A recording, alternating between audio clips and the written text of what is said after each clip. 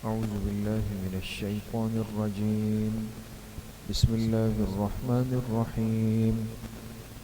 وأقسموا بالله جهد أيمانهم لئن جاءهم نذير ليكونن أهدى من إحدى الأمم فلما جاءهم نذير ما زادهم إلا نفورا استكبارا في الأرض ومكر السيء ولا يحيق المكر السيء إلا بأهله فهل ينظرون إلا سنة الأولين فلن تجد لسنة الله تبديلا ولن تجد لسنة الله تحويلا أولم يسيروا في الأرض فينظروا كيف كان عاقبة الذين من قبلهم وكانوا أشد منهم قوة وما كان الله ليعجزه من شيء في السماوات ولا في الأرض إنه كان عليما قديرا ولو يؤاخذ الله الناس بما كسبوا ما ترك على ظهرها من دابة ولكن يؤخرهم إلى أجل مسمى فإذا جاء أجلهم فإن الله كان بعباده بصيرا. صدق اللہ العظیم. یہ سورہ فاطر کی آیت نمبر 42 سے آیت نمبر 45 تک 4 آیتیں آپ حضرات کے سامنے تلاوت کی گئی ہے، اور ان 4 آیات پر سورہ فاطر کا اختتام بھی ہوتا ہے، اور تقریباً یہ ہمارا جو 22واں پارہ ہے تفسیر کا، وہ بھی الحمدللہ اس پر مکمل ہو جاتا ہے. اس کے بعد انشاءاللہ سورہ یاسین کا آغاز ہوگا. گزشتہ کل کے درس میں یہ بات گزری ہے کہ اللہ پاک نے اس انسان کو اس کی ذمہ داری کا ایک احساس دلایا، اور وہ احساس یہ دلایا کہ تم اس زمین میں ایک نائب اور جانشین ہو اپنے پچھلوں کے. اور جانشین اور نائب وہ ہوتا ہے کہ جس کو اپنے پچھلوں کا کام حوالہ کیا جاتا ہے، اور وہ اس کام کو سنبھال کر ترتیب اور حکمت کے ساتھ آگے چلتا ہے. اگر یہ نائب اور یہ جانشین جو ہوتا ہے، اگر یہ نالائق نکل آئے، اپنے کام اور مقصد سے پیچھے ہٹ جائے، تو پھر نقصان ہوتا ہے. آج کی جو آیات ہے اس میں اللہ پاک نے تذکرہ فرمایا ان مشرکین مکہ کا کہ جو آخری پیغمبر جناب رسول اللہ صلی اللہ علیہ وسلم کی بعثت سے پہلے کہتے تھے کہ کاش ہمارے پاس کوئی پیغمبر آ جائے، کاش ہمارے پاس کوئی ڈرانے والا، ہدایت دینے والا آ جائے تو ہم سب سے زیادہ ہدایت پہ آگے بڑھے ہوئے ہوں. بس ان کے آنے کی دیر ہے، ہم منتظر ہیں.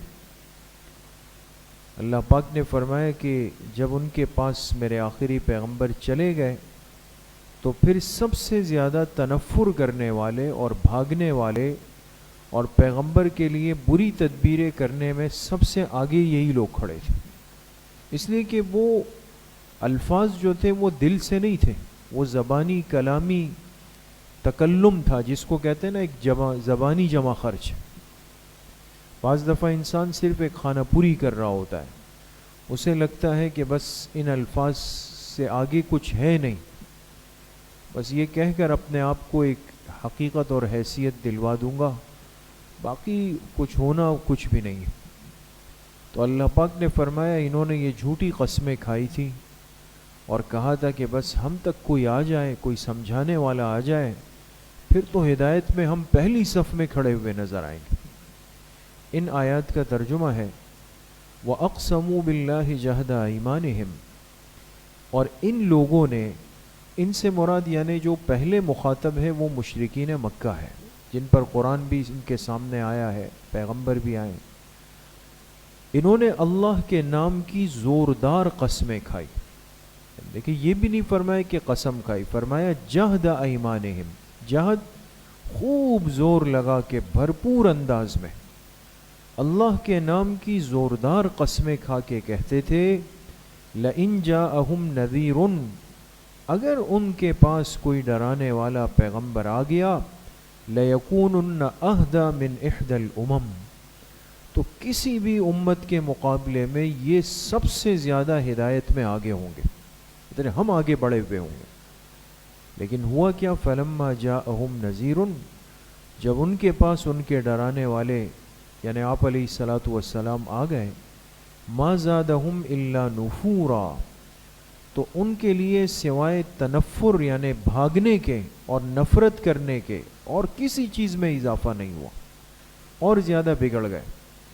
استکباراً فی الارض ومکر السیئ، اور بری تدبیروں میں اور آگے نکل گئے۔ ایک تو تنفر کے معنی آتے ہیں کسی سے نفرت کی وجہ سے بھاگنا، مکر السیئ کہتے ہیں بری تدبیر کو، دونوں چیزیں ان میں پیدا ہو گئی۔ ایک تو جیسے ہی اللہ کے پیغمبر نے نبوت کا اعلان کیا نفرت بڑھ گئی ان کی، اور بری تدبیروں میں مبتلا ہو گئے۔ ایسا کیوں ہوا؟ اس کا سبب بھی اللہ فرما رہے استکباراً فی الارض، زمین میں تکبر کرنے کی وجہ سے یہ اپنے آپ کو کچھ سمجھنے لگ گئے تھے۔ وَلَا يَحِيقُ الْمَكْرُ السَّيِّئُ إِلَّا بِأَهْلِهِ، جبکہ بری تدبیروں کا وبال اس کے کرنے والے پہ ہی لوٹ کر آتا ہے۔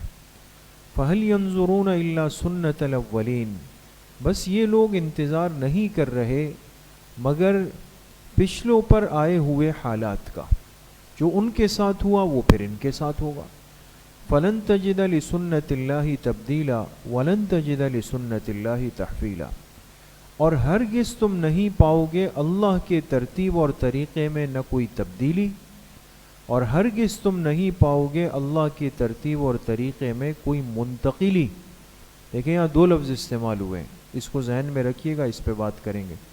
ایک لفظ تبدیل اور ایک لفظ تحویل۔ تبدیل کے معنی ہوتے ہیں بدل جانا، تحویل کے معنی ہوتے ہیں منتقل ہو جانا، دونوں میں فرق ہے۔ اولم یسیروا فی الارض، کیا یہ لوگ زمین میں چلے پھرے نہیں، فینظروا تاکہ دیکھ لیتے، کیف کان عاقبۃ الذین من قبلہم، کہ ان سے پچھلے لوگوں کا کیا انجام ہوا، وکانوا اشد منہم قوہ، جبکہ وہ طاقت میں ان سے کئی گنا بڑھ کر تھے، انہیں ان سے عبرت نہیں مل رہی۔ وما کان اللہ لیعجزہ من شیء فی السماوات ولا فی الارض، اور اللہ کی ذات تو ایسی ہے کہ اسے کوئی عاجز نہیں کر سکتا، نہ آسمانوں میں نہ زمین میں۔ انہ کان علیما قدیرا، بے شک اللہ کی ذات باخبر ہے، قدرت والی۔ ولو یؤاخذ اللہ الناس بما کسبوا، اگر اللہ تعالیٰ لوگوں کی فوری پکڑ فرماتے بسبب ان کے کرتوتوں کے، فوراً پکڑ آتی، تو ما ترک علی ظہرہا من دابہ، تو اللہ اس زمین کے اوپر کوئی چلنے والا باقی نہ رکھتے۔ کوئی گناہ ہوا فوراً پکڑ آتی، ہلاک ہوتا، پھر تو کوئی بچتا ہی نہیں زمین پر کوئی چلنے والا۔ وَلَكِنْ يُؤَخِّرُهُمْ إِلَىٰ أَجَلٍ مُّسَمًّى، لیکن اللہ نے ان سب کو مہلت دے رکھی ہے ایک وقت مقرر تک۔ فَإِذَا جَاءَ أَجَلُهُمْ، پھر جب وہ وقت مقرر آئے گا، فَإِنَّ اللَّهَ كَانَ بِعِبَادِهِ بَصِيرًا، تو بے شک اللہ تعالیٰ اپنے بندوں سے خوب باخبر ہے۔ یہ سورت کا اختتام ہے دوستو۔ ایک بات تو اس میں اللہ پاک نے یہ بیان فرمائی کہ یہ لوگ آخری پیغمبر کی آمد اور بعثت سے پہلے کہتے تھے کہ بس ہم تک کوئی آ جائے تو پھر ہم آگے آگے ہوں گے، بس کوئی ہمارے پاس آیا نہیں۔ لیکن یہ ان کی زبان کی باتیں تھی، دل کی نہیں، اور دونوں میں بہت بڑا فرق ہوتا ہے۔ جو بات صرف زبان کی حد تک ہو، اس کا دل سے کوئی واسطہ نہ ہو، تو اس میں نہ وزن ہوتا ہے نہ اس کا کوئی نتیجہ ہوتا ہے۔ اور وہی ہوا کہ جب آپ علیہ الصلاۃ والسلام تشریف لے آئے تو بجائے اس کے کہ یہ خوش ہوتے کہ چلو بھئی ہماری تو دعائیں قبول ہو گئی، اس کے بجائے یہ لوگ مزید بدھکنے لگ گئے، بھاگنے لگ گئے اور دور ہونے لگ گئے، اور اس کے ساتھ ساتھ بری تدبیروں کے اندر مبتلا ہو گئے۔ ایسا کیوں ہوا؟ اللہ پاک نے فرمایا استکباراً فی الارض، اس لیے کہ انہوں نے اپنے اندر ایک بڑا پن پیدا کر لیا تھا، استکبار تکبر کو کہتے ہیں، اور تکبر کے معنی آتے ہیں بڑائی کے، اور یہ بڑائی صرف اللہ کی شان کے مناسب ہے۔ اللہ کے مقابلے میں اگر کوئی اس میں آتا ہے تو حدیث پاک میں بھی جیسے فرمایا کہ من نازعنی فیہ، کہ کبریائی اور بڑائی یہ میری چادر ہے، الکبریاء ردائی، من نازعنی فیہ فقطعتہ، جو مجھ سے اس میں الجھے گا اور میرے مقابلے میں آئے گا تو میں اس کو ہلاک کر دوں گا، ٹکڑے ٹکڑے کر دوں گا۔ تکبر اللہ کو سخت ناپسند ہے مخلوق کی طرف سے، تو ان کے دلوں میں یہ عجب اور یہ تکبر اور یہ بڑائی پیدا ہو گئی، کہنے لگے یہ تو ہمارے سامنے کا بچہ ہے، یہ تو ہم نے دیکھا ہے کہ یہ پیدا ہوا اور یتیم پیدا ہوا، اس کے پاس تو ظاہر کے کچھ مال و اسباب بھی نہیں ہے، اگر اللہ نے نبی بنانا ہوتا تو کوئی طائف سے بن جاتا اور کوئی مالدار آدمی مل جاتا، تو یہ غریب یتیم بچہ کیا اسی کو نبوت ملنی تھی؟ نعوذ باللہ۔ یعنی اس قسم کی باتیں کرنے لگ گئے، تو تکبر سے تو پھر انسان پر ہلاکت آ جاتی ہے۔ تکبر عزازیل را خوار کرد، بزندان لعنت گرفتار کرد، اس لیے فرمایا نے تکبر نے عزازیل کو یعنی ابلیس کو خوار کر دی، اس کو ہلاک کر دیا، بزندان لعنت گرفتار، ساری زندگی اللہ کی لعنت میں پکڑ لیا گیا۔ تکبر کیا نا آدم علیہ السلام کے مقابلے میں، تکبر پہ آیا، کہنے لگا وہ تو مٹی سے بنے ہیں، میں آگ سے بنا ہوں، تو آگ تو اوپر کی طرف جاتی ہے، مٹی تو نیچے دبتی ہے، میں کیسے خاک سے بنے ہوئے آدم کو سجدہ کروں؟ ہلاک ہو گیا۔ تو اس لیے ہمارے بزرگوں نے تکبر کو کیا لکھا؟ ام الامراض، ام الامراض، کہ یہ تمام امراض روحانیہ کی ماں ہے، جڑ ہے اس کی، جتنے گناہ ہوتے ہیں اس کی پیداوار اس یہاں سے ہوتی ہے، اس جڑ سے چل پڑتی ہے۔ اور مصیبت اتنی بڑی ہے کہ بعض دفعہ انسان ظاہر میں عاجز بنا ہوتا ہے، دل میں تکبر ہوتا ہے، یعنی یہ بھی ضروری نہیں کہ تکبر صرف ظاہر کے اعضاء سے ہو، کہ ایک آدمی لمبا چوڑا ہو کے جا رہا ہو یا لباس ایسا پہنا ہو اور اپنے آپ کو کچھ سمجھ رہا ہو، یہ ضروری نہیں، بلکہ یہ سب چیزیں ہو کر بھی ایک آدمی متواضع ہو سکتا ہے۔ ایک آدمی کے پاس سب کچھ ہے، دنیا کے مال و اسباب ہے، ساری چیزیں ہیں، لیکن اس کا دل جو ہے وہ بالکل پاک ہے۔ تو لیکن یہ بھی ممکن ہے کہ ایک آدمی کے پاس یہ ساری چیزیں نہ ہوں، ظاہر میں بالکل سادہ سیدھا لباس اس نے پہنا ہوا ہو، لیکن اس کا دل وہ تکبر سے، عجب سے اور وہ بڑائی سے وہ بالکل بھرا ہوا ہو، تو پھر انسان کیا کرے گا؟ اس لیے میرے عزیزو، دوستو، بزرگوں، ایک اللہ والے گزرے ہیں، حضرت خواجہ عبید اللہ احرار رحمۃ اللہ علیہ، تو اللہ نے دنیا بہت دی تھی ان کو، دنیا سے نوازا ہوا تھا، اور بہت بڑے بزرگ تھے، بہت بڑے اللہ والے تھے، اور ان کی جو قبر ہے وہ یہ آزاد ریاست ہے۔ ہمارے جو مہمان حضرات آئے ہیں، جماعت آئی ہے، یہ بڑی زرخیز زمین سے آئے ہیں، یہ لوگ، ان کے ہاں بہت کچھ ہے۔ تو حضرت خواجہ عبید اللہ احرار رحمۃ اللہ علیہ ایک بزرگ گزرے، اللہ والے گزرے، تو کہتے ہیں کہ ایک بادشاہ کے دل میں آیا، اس زمانے کے بادشاہ کے دل میں، کہ میں کسی اللہ والے کو تلاش کروں، جا کے اس سے ملاقات کر لوں، اس سے فائدہ اٹھاؤں۔ تو اب ہمارے ہاں تو ایک ذہن بنا ہوا ہے نا کہ بھئی اللہ والا کون ہوگا کہ جس کا لباس پھٹا پرانا ہوگا، سیدھا سادہ ہوگا، جس گھر میں ہوگا اس کے دروازے پر کوئی پردہ لٹک رہا ہوگا۔ تو ان کے پاس تو دنیا کے اسباب تھے، تو جب وہ آیا تو یہاں تو کچھ الگ شان تھی، کہ دروازے پہ چوکیدار کھڑا ہوا ہے، گھوڑے کھڑے ہوئے ہیں، اور سب چیزیں اسباب و اموال جمع ہے۔ تو وہ جو عقیدت اور احترام اور جذبہ دل میں لائے تھے نا، وہ ایک دم ختم ہو گیا، وہ ختم ہو گیا بالکل۔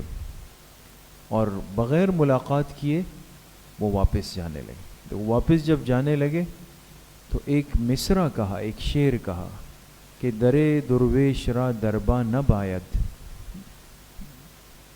کہ درویش کے دروازوں پر تو دربان نہیں ہوتے, چوکیدار نہیں ہوتے. یہ کیسے درویش آدمی ہے, کیسا بزرگ ہے کہ اس نے دربان رکھے ہوئے. تو یہ کہہ کر واپس گئے. لیکن جب رات کو سوئے تو کیا دیکھا کہ میدان محشر قائم ہے. بادشاہ خواب دیکھ رہا ہے, میدان محشر قائم ہے, قیامت کا میدان لگا ہے, سب پریشان ہیں, اپنی اپنی فکر میں بھاگ دوڑ کر رہے ہیں, اور اس کی اپنی حالت بھی بہت خراب ہے. تو کسی نے اس سے اس خواب کی بات ہے, خواب میں پوچھا کہ بھئی کیوں پریشان کھڑے ہوئے ہوگا, بھئی قیامت ہے اور اب گناہ سامنے آ گئے ہیں, اب کیا کروں. تو کہا کہ اگر تمہیں اس مصیبت سے نکلنا ہے تو دیکھو فلاں آدمی ہے, جا کے اس کے پیچھے روانہ ہو جاؤ. اب جب یہ گئے تو کیا دیکھا کہ وہی حضرت خواجہ عبید اللہ احرار رحمۃ اللہ علیہ, وہ میدان محشر میں اپنے گھوڑے پر بیٹھ کے وہ جا رہے ہیں جنت کی طرف. اب دن میں کیا ہوا اور رات کو کیا دیکھے تو سمجھ گئے کہ بھئی مجھ سے تو بڑی غلطی ہو گئی, صحیح اللہ والے کے متعلق بدگمانی پیدا ہو گئی میرے دل کے اندر. تو اگلے دن جب صبح ہوئے تو پھر تیار ہو کے آئے اب, اور جب آئے تو اب پیغام بھیجا کہ جی حضرت سے ملنا چاہتا ہوں, اندر آئے. تو وہ تو دلوں کے لوگ ہوتے ہیں, دلوں کی دنیا ہوتی ہے. انہوں نے پوچھا کہ کل بھی آپ آئے تھے, کل تو آپ بغیر ملاقات کیے ہوئے چلے گئے. تو کہا میرے دل کے اندر ایک خیال آ گیا تھا, اس وجہ سے چلا گیا. کہا آپ نے کل جاتے ہوئے ایک مصرع کہا تھا, وہ کیا تھا. کہا میری زبان سے نکلا کہ درے درویش را درباں نہ باید, کہ درویش کے دروازوں پہ دربان کب سے آ گئے. تو انہوں نے برجستہ فوراً کہا ببایت تا سگے دنیا نہ آیت. اللہ کے بندے درویش دروازوں پہ دربان اس لیے رکھتے ہیں کہ کہیں دنیا کا کوئی کتا اندر نہ آ جائے. ببایت تا سگے دنیا نہ آیت, ہمارے دربان یہ ہمارے لیے نہیں ہے, یہ تو دنیا کے کتوں کو سگ کو روکنے کے لیے ہم نے رکھے ہوئے. تو عرض کرنے کا مقصد ہے کہ تکبر کا تعلق ظاہر سے نہیں. بعض دفعہ ظاہر کے سارے اسباب موجود ہوتے ہیں, لیکن دل میں عجز, عاجزی, تواضع, انکساری سب چیزیں موجود ہوتی. اور بعض دفعہ ظاہر میں ایک انسان ایک گیٹ اپ کر لے گا, اپنے آپ کو بنا دے گا ایسا ایسا ایسا, لیکن اندر خدا نخواستہ یہ خبیث چیز بیٹھ جاتی ہے اور انسان کو اس عجب قلبی کے اندر مبتلا کر دیتی ہے, اور انسان اس کے اندر ہلاک اور برباد ہو جاتا. اسی لیے فرمایا نا کہ انسان جس طرح ظاہر کے جسم کا علاج کرتا ہے, اسی طریقے سے اپنے قلب اور اپنے روح کا علاج بھی کرے گا. حضرت مفتی اعظم پاکستان مفتی محمد شفیع صاحب رحمۃ اللہ علیہ, کتنے بڑے اللہ والے اور انسان گزرے نا, مفتی اعظم پاکستان تھے. تو ان کو اللہ نے 5 بیٹے دی. ایک تو حضرت شیخ الاسلام ہے جو پوری امت کی آنکھوں کی ٹھنڈک ہے, حضرت مفتی تقی عثمانی صاحب دامت برکاتہم, اللہ پاک ان کا سایہ امت پہ دراز رکھے. تو ان کے بڑے بھائی تھے لاہور میں, وہ فوت ہو گئے, بڑی عمر کے تھے. تو انہوں نے پاکستان کی تقسیم سے پہلے, ابھی پاکستان تقسیم نہیں ہوا تھا, تو انہوں نے اس وقت بیعت کی حکیم الامت حضرت تھانوی رحمۃ اللہ علیہ سے, بیعت کر لی تھی اس میں. پھر اللہ کی شان پاکستان تقسیم ہوا اور یہ ہجرت فرما کے یہ حضرات یہاں آ گئے پاکستان. تو یہاں آنے کے بعد پھر طویل عرصہ کسی سے بیعت نہیں کی. تو ایک دفعہ خط لکھا اپنے والد کو, بیٹے نے والد کو خط لکھا, حضرت مفتی اعظم پاکستان کو خط لکھا کہ ابا جان جب ہم لوگ انڈیا ہندوستان میں تھے, یعنی جب تقسیم نہیں ہوا تھا, تو آپ کے ساتھ جا کر حضرت تھانوی سے بیعت ہو گئے تھے, دل ان کو دے دیا تھا. اب جب سے پاکستان آئے ہیں, یہاں آئے ہیں, تو اب کسی پر دل مطمئن نہیں ہوتا, کسی کی طرف دل نہیں جاتا. اب ہمارے اعتبار سے تو یہ عام سی بات ہے نا, تو حضرت مفتی شفیع صاحب رحمۃ اللہ علیہ کو جب بیٹے کا خط ملا، انہوں نے جواب میں کیا لکھا؟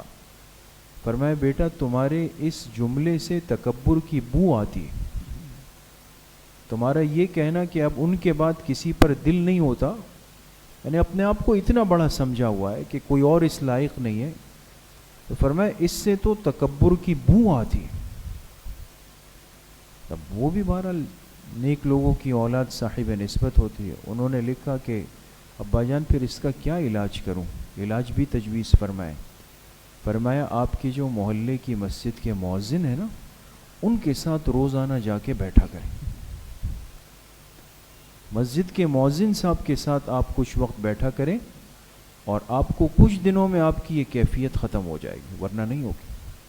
اس لیے کہ عام طور پہ انسان کمزور ہے نا، دل میں آئے بھئی یہ مؤذن کیا ہے بھئی 5 وقت اذان دے رہے ہیں اور کیا کر رہا ہے، ہمیں تو نہیں پتہ ان کے مقام کا، اور میں اس کی صحبت میں جا کر بیٹھو گے، یہ دل کا عجب اندر سے نکل جائے گا۔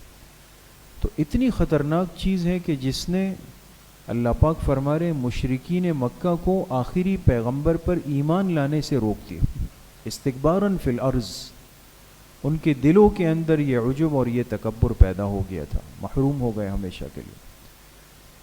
آگے اللہ پاک نے فرمایا کہ یہ لوگ اگر آخری پیغمبر پر ایمان نہیں لائیں گے تو وہی عذاب آئے گا جو پچھلوں پہ آ چکا ہے، اور ہماری عادت یہ ہے، سنت اللہ یہ ہے کہ ہم جب ایک فیصلہ کر لیں تو نہ وہ فیصلہ جو ہے وہ تبدیل ہوتا ہے، نہ وہ فیصلہ منتقل ہوتا ہے۔ دیکھیں 2 الفاظ استعمال ہوئے، آخری بات ہے بس۔ تبدیل کے معنی کیا ہوتے ہیں کہ ایک آدمی مثال کے طور پہ ایک طالب علم امتحان میں فیل ہو گیا، تو بھئی فیل کو انعام ملے گا یا اس کے سر پہ جوتا پڑے گا؟ جوتا پڑے گا، جوتا پڑے گا نا۔ لیکن اب کوئی فیل ہوا اور جب آیا تو کہا گیا کہ ہوا تو فیل ہے لیکن چلے ہم اس کو فرسٹ پوزیشن والا انعام دے دیتے ہیں۔ یہ کیا ہے دوستوں؟ یہ تبدیل ہے۔ یہ کیا ہے؟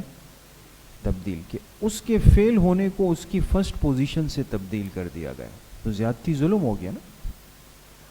ایک ہوتا ہے تحویل۔ تحویل کا مطلب کیا ہے کہ ایک نالائق طالب علم فیل ہو گیا، مثال کے طور پہ اس کا نام تھا زید، مثال کے طور پہ وہ فیل ہو گیا، لیکن جب نتائج کا اعلان ہوا تو کہا گیا کہ بھئی فیل تو زید ہوا ہے لیکن ہمارا دل چاہتا ہے کہ اس کے بجائے ہم فیل بلال کو کر دیں۔ بات سمجھ گئے دوست؟ یہ تحویل ہے، فیل ہونے کو رکھا گیا لیکن بندہ تبدیل کر دیا گیا۔ یہاں پہ اللہ پاک فرما رہے ہیں کہ ہمارے ہاں یہ ضابطہ نہیں ہے کہ ایک آدمی عذاب کا مستحق ہو اور عذاب والی زندگی گزار کے آ جائے اور ہم اس کو بجائے عذاب کے جنت دے دیں، یا یہ کہ عذاب تو اس کا تھا لیکن اس کے بجائے دوسرے پر ڈال دیا۔ نہ تبدیل ہوتا ہے نہ تحویل ہوتا ہے۔ اس زندگی کو میرے عزیزوں دوستوں بزرگوں ترتیب پہ گزارنا ہے، اور انسان جب ترتیب کی زندگی گزار کے جاتا ہے، اللہ کی مان کے جاتا ہے، تو جنت کی نعمتیں اس کے لیے پہلے سے تیار ہیں۔ تو بھئی جنت تو سب کو چاہیے نا انشاءاللہ، اللہ ہم سب کو نصیب فرمائے۔ الحمدللہ رب العالمین والصلاة والسلام علی سیدنا محمد وآلہ وصحبہ اجمعین۔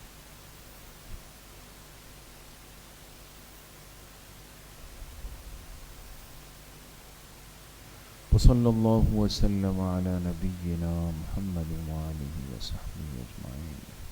کل انشاءاللہ بعد نماز عشاء ماہانہ مجلس ہوگی، باہر سے ہمارے مہمان آئیں گے، ساتھی شرکت کرنا۔